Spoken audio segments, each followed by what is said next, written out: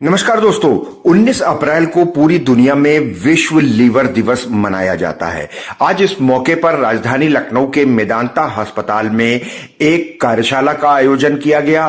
दोस्तों, fatty liver आजकल बहुत शब्द प्रचलन में है, लेकिन कैसे हो जाता है फैटी लीवर, कैसे हम इससे बच सकते हैं, इन सब को लेकर हम बातचीत करेंगे डॉक्टर विवेक गुप्ता से। और लीवर से जुड़ी एक महत्वपूर्ण रिपोर्ट, या यूं कह लीजिए कि एक विशेष रिपोर्ट हम आज आपको वर्ल्ड लीवर डे पर दिखाने जा रहे हैं। दोस्तों, स्वस्थ जीवन की नींव ही लीवर की सुरक्षा होती है। मैं डॉक्टर विवेक गुप्ता, मैं सीनियर कंसल्टेंट हूँ, लिवर और पित्त रोग का विशेषज्ञ हूँ मेदांता लखनऊ में। तो आज वर्ल्ड लिवर डे के उपलक्ष्य में मैं थोड़ा सा आपसे लिवर के बारे में एक बेसिक जानकारी साझा करना चाहता हूँ। तो लिवर एक महत्वपूर्ण ऑर्गन है आपकी बॉडी का। इनफैक्ट लिवर आपकी बॉडी का सबसे बड़ा अंग है, वो मस्तिष्क और हार्ट और बाकी अंगों से भी बड़ा है। लिवर देखा जाए तो आपकी बॉडी की एक मेन फैक्ट्री है, जहाँ पे कि जो भी आप खाते हैं, जो भी जिसका भी सेवन करते हैं, उनका ब्रेकडाउन और उनके जो ब्रेकडाउन प्रोडक्ट्स होते हैं, जैसे कि प्रोटीन, फैट्स और कार्बोहाइड्रेट, तो उसके जो आवश्यक तत्व होते हैं उनको लिवर ही रेगुलेट करता है। और फिर लिवर उसको फर्दर आपकी मसल्स में और आपके फैट में और ग्लूकोज में और उसको उसको फिर वो बॉडी को प्रोवाइड करता है। आजकल जो सबसे ज़्यादा हम लोग लिवर का रोग देख रहे हैं वो मेनली खान पान और हमारी जो फिजिकल एक्टिविटी है, मतलब कि जो हमारा जो लाइफस्टाइल है, वो लाइफस्टाइल को कंट्रोल करके ही हम लिवर की काफ़ी हद तक प्रॉब्लम्स को सॉल्व कर सकते हैं।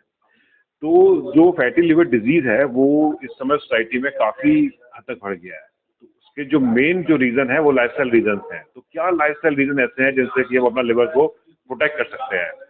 So number one is having a balance diet. So balance diet and healthy diet. तो हेल्दी डाइट में क्या क्या आता है? देखिए, हेल्दी डाइट में 3 कंपोनेंट आते हैं। एक आता है कार्बोहाइड्रेट, दूसरा आता है प्रोटीन और तीसरा आता है फैट।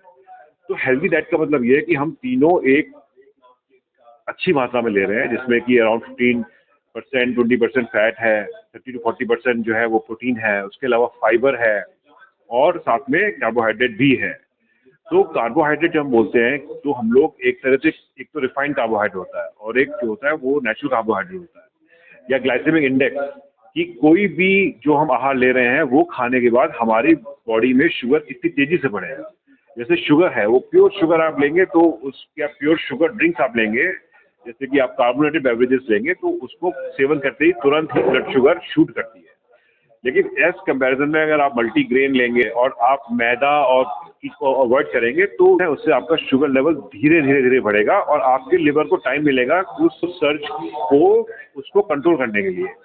तो एक, your diet should avoid very high sugary drinks like carbonated beverages या फिर आर्टिफिशियल स्वीटनर्स ही हम लोग को एक लिमिटेड यूज करने चाहिए।